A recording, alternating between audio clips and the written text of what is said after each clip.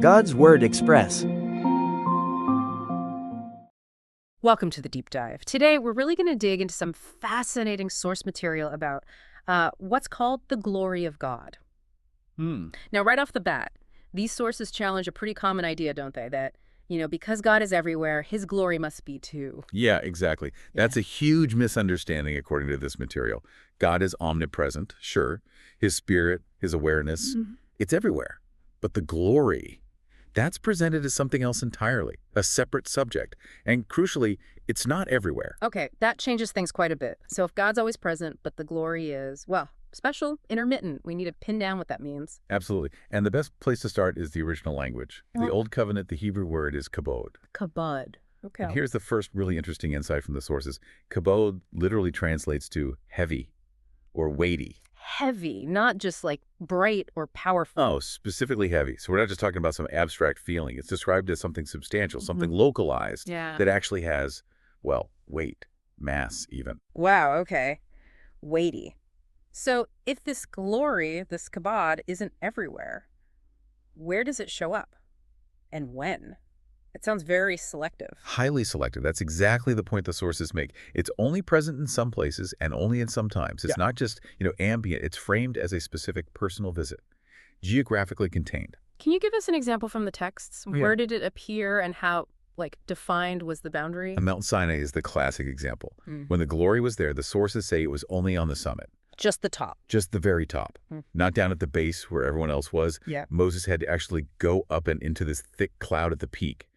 And there's this intriguing detail mentioned about a real mountain discovered in Arabia. That seems to match the description of Sinai. And apparently it has these burn marks, dark soot, but only on the peak, nowhere else. Wait, seriously. So the sources are suggesting a literal visible line, scorched rock up top, untouched rock below. That's the picture painted, yeah.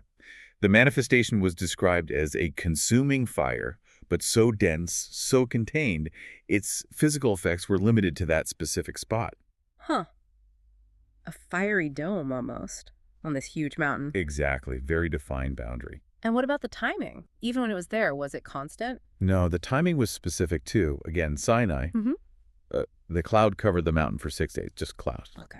Then on the seventh day, that's when the glory appeared visibly to the Israelites, like this consuming fire. So 6 days of waiting, then the manifestation. Right. So it was time-bound. It didn't just stay there indefinitely. Precisely. It lasted as long as God intended that particular visitation. Which brings us back to this idea of kabod meaning heavy, that physical weight.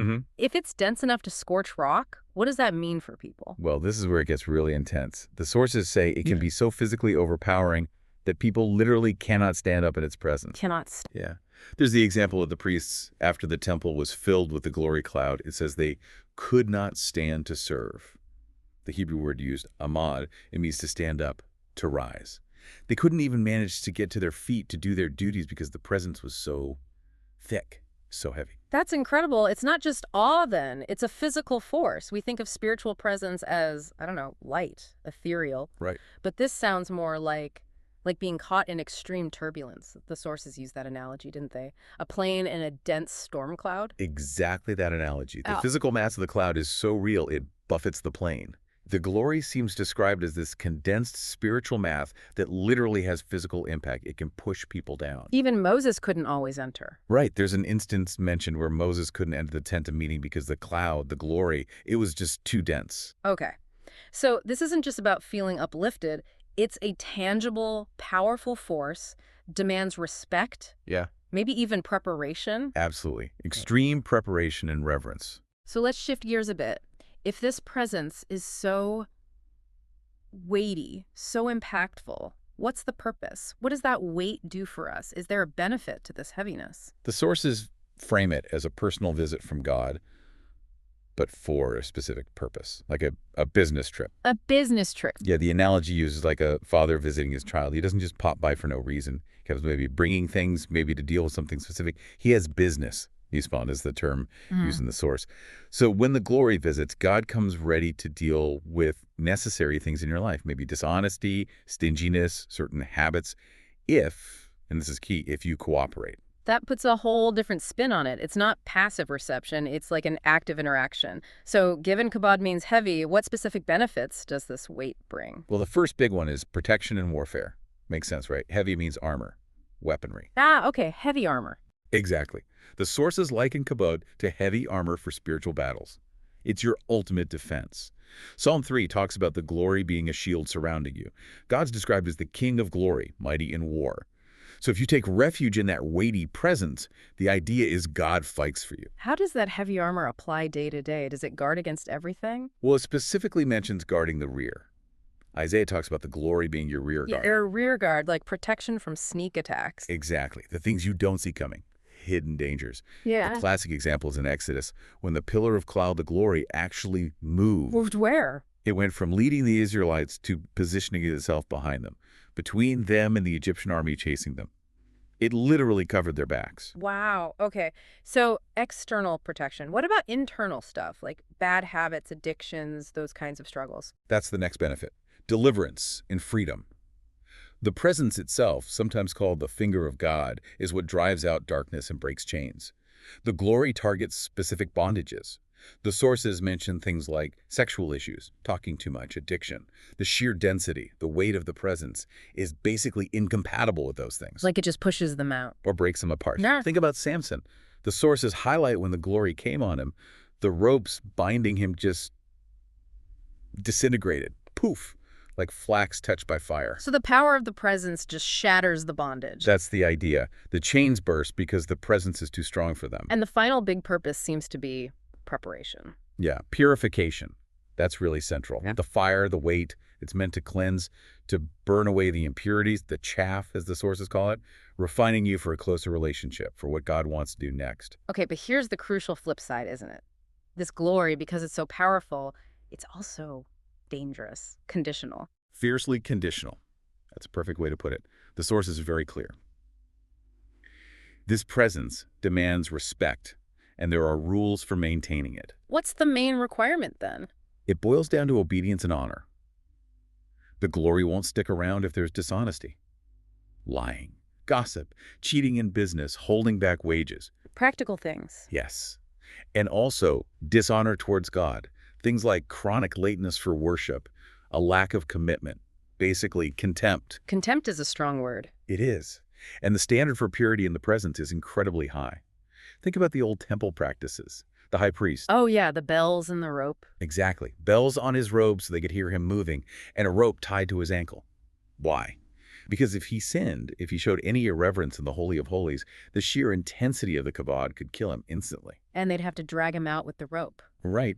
It's a stark illustration from the sources emphasizing the seriousness. Failing to revere the presence has severe consequences. So consequences today might not be instant physical death, but still severe. The sources warn directly. Be careful not to die in the presence. It might manifest differently now, perhaps as financial death or relationship death. Meaning? Meaning when that protective, heavy armor of the glory is withdrawn because the conditions aren't met, suddenly your finances, your relationships, they become vulnerable to attack in ways they weren't before.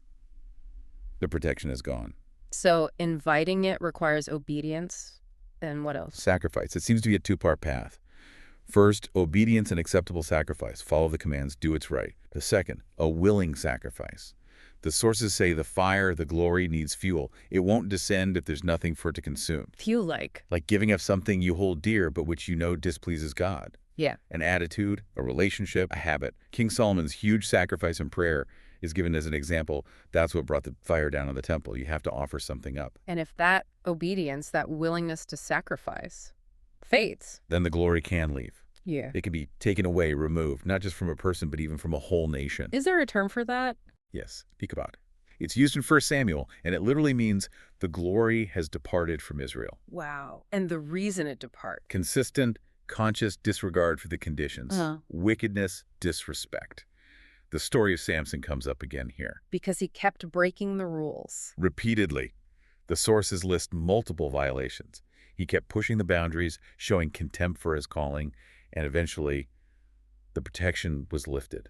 The Lord left him. And the scariest part of that story, he didn't even realize it at first, did he? That's maybe the most chilling warning in the source material. Yeah. Samson woke up, thought he could just shake off his enemies as before. But the text says, he did not know that the Lord had departed from him. He thought the power was still there. But the heavy armor was gone. That lack of awareness, that's presented as the ultimate danger of contempt, thinking you're still covered when you're actually exposed. Okay, let's try and pull this all together. This deep dive suggests the glory of God isn't just a nice feeling. It's potent, it's tangible. It's localized, transformative, like a targeted visitation. And fiercely conditional. Completely separate from God just being omnipresent. Right. It's this literally weighty presence designed for spiritual battle, for purification, for protection. And you mentioned earlier the Hebrew idea for God residing, or slishet, connects to flourishing. Yes, the source links that concept of God's presence, specifically the dwelling of the glory, with flourishing, with prosperity, success in what you're doing. But again, only if those conditions of obedience and honor are met. Which leads us to our final thought for you, the listener, to really chew on. This comes straight from the source material. It suggested that spiritual weight, or fatness, growing spiritually strong and substantial, can actually break a spiritual yoke. You know, like something gets too big for the thing trying to bind it. So the question is, what weight, what depth of learning, what experience, what level of commitment do you need to acquire so that the old things that used to hold you captive just burst? Because you've spiritually outgrown them. Something powerful to consider. Indeed. We hope this deep dive has given you some powerful new perspectives on the glory of God. That's all the time we have for today. God bless you.